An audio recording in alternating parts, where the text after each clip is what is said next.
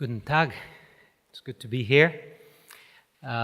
This is one of the few places where I don't have to rattle the names of 16 ministers and say things like Your Excellencies. Although you're all excellent, ladies and gentlemen, so good morning to you, Guten Tag. It's good to be here. Lots going on in the world, so I'm going to focus my notes. I kept them on a small card. When I was in Bali last week, I sat in the front with, 12 people who were speaking, and every one of them had a 7-8 page speech printed, written, and my speech was also on a small card, and I like to keep them this way. So what I'm going to do is just share with you some thoughts for 10 minutes, 15 minutes. Then I'd like to frankly open it for a time for us to chat, talk. I'll ask Akram to join me in case you ask me some tough questions he can help me with. But I'd like this to be more of a dialogue if I could. But maybe just some updates first. First of all, I want to thank the organizers. I mean, Philip and Marcus, you did a superb job. I see it already, and I know people will be very, really fulfilled by the agenda that I saw. It's the right time for this. But thank you for your graciousness, for the professionalism with which you do things always. And you couldn't have picked a better time. The program of 8 years of work is born. It's huge. Frankly, there were many days, even recently, where we didn't know that this birth will happen. Many of you know how hard everyone worked to make this happen. But it's here. It's happening. And it's not going to be just a trickle. There will be many more. Next week there will be more. And the week after there will be more. So we're on a roll, and we're committed to make sure that we give you what you need so you can build the value that I know you will build. I'm very comfortable in this room. I've said this before in Amsterdam, and I say it again. I've spent 30 years amongst you. This is new for me, this business of ICANN and global geopolitics. This is not my background. My background, like you, is to build value, to build businesses, and I'm learning as I go. But my heart is with building value. And your community is what does that here. And I want to be clear, when I go to places like UN groups, even OECD, all kinds of international organizations, they have many parts that ICANN has, but what they don't have is this. They don't have an industry that is building value. They don't. We at ICANN are very lucky to have the business acumen, the business focus that many of you have. And frankly, I look forward to just make this, make us almost disappear in the background, make all the work ICANN does become very transparent so that you can focus on building value. I built businesses and I sold businesses, and I know that for you to function and to succeed, you need less risk and more stability from the ICANN side. You have suffered for a long time with a lot of instability, with a lot of unknowns. I don't know how you guys dealt with all your investors. I've been there. I've raised over $100 million of VC money in my career, and I know how hard it is to keep investors focused when the unknowns are very large and very complicated, and sometimes out of your hands. 129 governments kind of deciding certain things, and you have to live with that. These are difficult things. But I thank you, and the community thanks you for your patience. Why? Because your patience and your hard work and your tenacity is going to pay off for the consumer that we are all trying to serve at the end of the day. So thank you for that. Now, looking forward, I need to ensure with my team that we reduce the amount of uncertainty, that we manage things tightly, that we increase our operational efficiencies and our service to you across the board. Even the compliance team, which you know now reports to me, we need them to just focus as they have been, not to be the policeman of the industry, but rather to be the customer service for the registrants, to just change the attitude and make sure we're all working hard, but not to simply make life more difficult for you, but rather to serve the end user better together as partners. And I've learned over the year that our partnership with you has a common ground, which is to serve the end user, to serve those who are looking to build communities, cities, dreams, companies, to serve them well and to give them the capabilities to do that. We have a few things to deal with, not the least the GAC, the objections, the auctions. We are going to deal with them. And there are ways for us to do a better job on them, but I must tell you, the focus has been very, very much to get the few first TLDs in the route. And look at the speed with which this happened and the tenacity of Akram's team since we built this new division. Now, some of you may not know that, but we now have a new division focused on the domain names. And Akram is the new president of that division. He's here, and he's really here to listen to you and to make sure that that division serves you very well. I think the focus on this work is important. You know, Akram had a very broad portfolio, and his background as a business person who's run billion-plus businesses and divisions was necessary to be focused here. So we brought a new administrative chief operating officer who's taken off of Akram's back HR and finance and procurement and risk management and all these things, so that his focus is entirely on making sure your industry is served so that we can together serve the end user. So these are just some of the things we've done to show all of you that this is a focus area, that serving you well is important. Building these hubs around the world is not just to tell the world we're international. It's to also make sure registrars around the planet can call our offices 24 hours a day, 5 days a week, and get help and get someone to answer their questions. Is to ensure we now start having lawyers, start having compliance people around the globe, so we don't have just a US-centric view on all of this. And nothing against US lawyers, I love them, I know many of them are in this room, but it's just having the perspective. So when a French registrar says, I can't sign this, this is an issue for me, it doesn't fit in my framework, we actually have ICANN lawyers, ICANN compliance officers, ICANN staff who is not based in the US and who is steeped into the frameworks of the rest of the world. And we're serious, by the way. I mean, in Asia, when I arrived, we had Zhedong Li, who was largely in China. We now will have 12 people in 6 months across Asia, compliance, IT, engagement. We're building the staff there. Similarly, in Africa, we had pretty much no one. We're building now a team in Africa. So ICANN is really reaching out, not just to build an empire, but to actually serve our community, to be available and to be responsive and to be sensitive to all the needs of our community.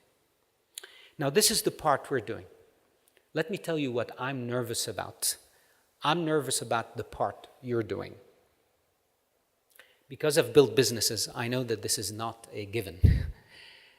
Business plans and success rates in what you're doing is extremely important to the consumer we're all trying to serve.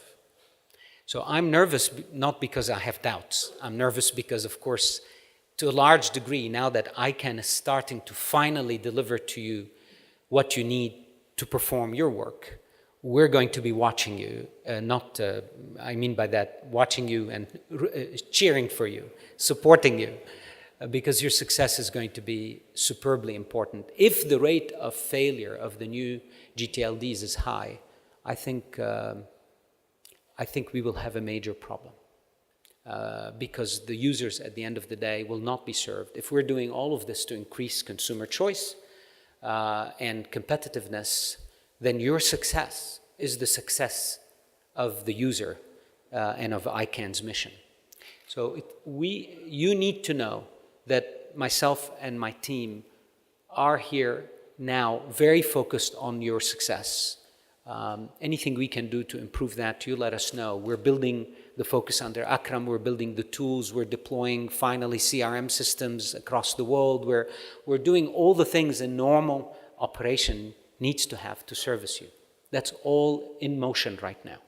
I think that as the immense focus on the applications kind of takes its sunset, a lot of that focus and these energies will move to service you well, to support you, to ensure that things are not delayed. You have my commitment on that, and certainly Akram's. I'm going to switch subjects. I think many of you have been hearing and seeing what's happening in the world of internet governance. I have been quite involved in some initiatives. Let me start with giving you some background. ICANN will face huge pressures in the next 12 to 24 months leading to the WSIS. If ICANN does not, as a responsible member of the internet ecosystem, bring together other organizations and other interested parties to actually stand up for the creation of a multi-stakeholder institutional framework for overall internet governance. I think the Snowden affair and the subsequent speech by President Rousseff at the UN has raised the issue of internet governance to the top of the agenda of many heads of state. It did it. And in case it's not clear, just open any paper here in Germany for the last couple of days. But it's all over the world. Heads of state came back from New York after the UN meeting and asked their teams, who's running the internet here? Just in the last week, I met with, I don't know, close to 30 delegations from countries. I'll mention a couple, Mexico and Argentina. The delegation said, our president came back from New York and said, who runs the internet in Mexico? And he got stares. Argentina, same thing. She got, it's all over the place. What this means is the attention is now being put from the top down, from a governmental model. And if we tell them that the model of ICANN managing names and numbers and the IETF managing their bit, etc., and the W3C managing their bit is the model, they will say, fine, where do we go solve all these other issues? And at the Wicket, when they asked the question, what did we say? What did our community answer at the Wicket? Not here. Okay, where do we go then?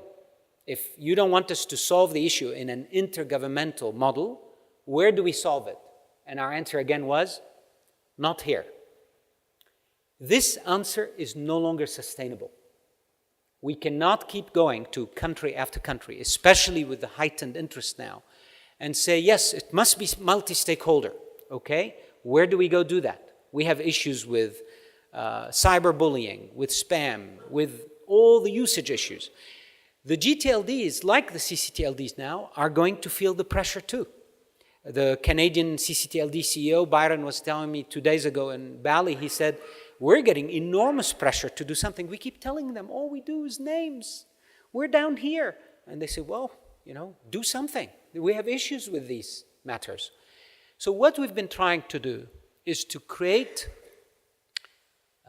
what I would call to coalesce focus on the issue that we need to address these things in a non-intergovernmental setting, because that would be an issue.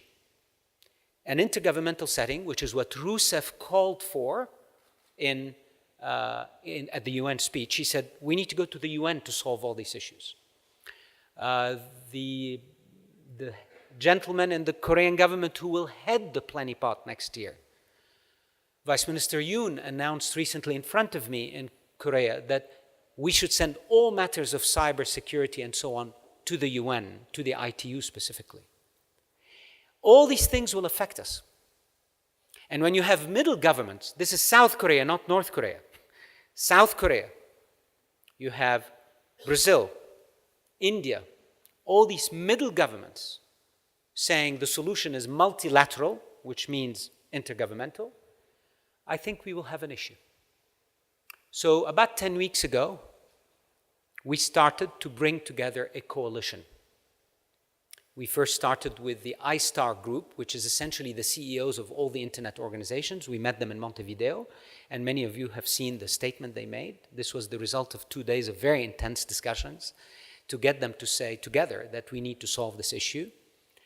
We then went to the governments of Brazil. I went to Brasilia to meet with President Rousseff, and I must tell you this was a seminal moment for us, because if she had not changed her mind, we would have had a very major issue in getting a large number of governments to reassess the intergovernmental model. But she did. It was an intense meeting, and at the end of that meeting, she accepted our invitation to switch from a multilateral to a multi-stakeholder approach, and she asked her team to immediately call for the first global multi-stakeholder conference to discuss new institutional frameworks for internet governance, which will be held next year in May in Brazil. This was a huge accomplishment for us, and she immediately started tweeting multi-stakeholder immediately after I left her office. And during the IGF, she retweeted multi-stakeholders the way. Of course, I left her and I went to India and I met with Indian officials there. And we also got Minister Sibal to publicly announce in India that the multilateral model will not be effective for internet governance, that the multi-stakeholder model is the right model. So this, you have two major bricks agreeing to shift back to a multi-stakeholder model. And now, frankly, all of us need to support that shift and make sure that we don't enter into the WSIS review process with all these middle governments going towards a multilateral pure solution. Because we all know this will not be, it will not be effective. The way we convinced Dilma is not to tell her, you know, business needs to be involved. No, it was to explain that if we're all involved, we'll make better solutions. And once they all captured that feeling, India and Brazil, I also went to South Korea, and I'm happy to report that also the South Korean government is now considering joining this effort, along with businesses. Microsoft, Cisco, Disney, company after company last week all agreed to join us in this effort as well. So we're broadening the coalition with business, we're broadening the coalition with civil society. 5 civil society leaders have agreed to represent civil society into this. So we're making sure that we together can go to the world with an internet governance solution that is more about cooperation, not governance, that is more about building distributed solutions, not a massive new internet governance body, that is about allowing organizations like ICANN not to expand its remit, because we don't want to expand our remit. We need, now that the gTLD program is born, to focus our efforts on our work of names and numbers, not to expand what we do. So we want ICANN to remain in its box, doing what it does, and the IETF, and the W3C, and every institution in that space. So this is not about expanding ICANN, quite the opposite. This will actually allow us to stick to our knitting, and that's what we need to do. So this is just my update, high level, on both the gTLD program and internet governance. Frankly, I feel very good about the phase we're in. We actually are entering a tough period, but I feel that we have, as a community, we have done the right things. We're not perfect, and we get hit, as someone told me last night. We don't know how you take all these hits from so many places. You know, everybody has an opinion, and everybody has a different view, and we need to align a lot of people to move in one direction. But what happened in the Dilma meeting was that there was a clarity on where the solution is and where the truth is. And so long as we keep focused on where the solution is and do it truthfully without any special interests, you will find that the world will stand with us. And that's what we're committed to do. Now I'm going to invite Akram Attallah to join me, and we can maybe just open it for some Q&A. Thank you.